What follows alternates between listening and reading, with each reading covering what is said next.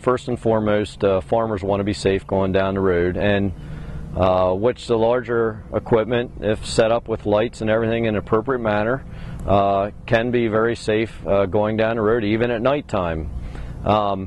So, in the name of basically putting a low-cost food on the table of all of our American people out there buying food at the grocery stores, in the name of putting reasonable cost food on the table, we need to use this larger, more efficient equipment to grow the quantity of food that it takes to feed our nation, but also the quality of food.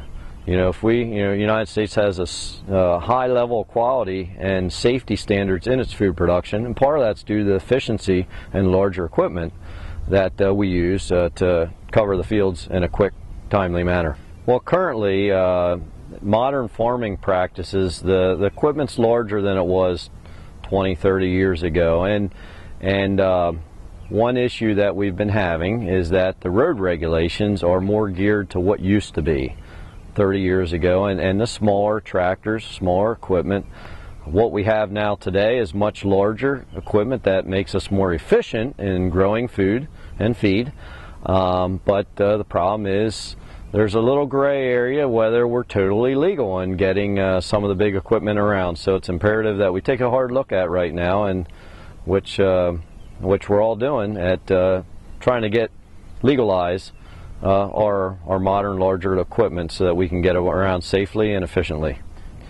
Fortunately, Farm Bureau and the membership have been working hard for a few years to try to get the road regulations updated to not only make the equipment legal, but at the same time safe while going down the road. And for example, some larger equipment, it is also necessary to have the appropriate lighting on large equipment. That's only common sense. Those aren't things that are we're overlooking. It is important to have the proper flashing lights and things on the equipment, which the tractor and the sprayer behind me does have flashing lights to alert oncoming traffic or traffic following behind.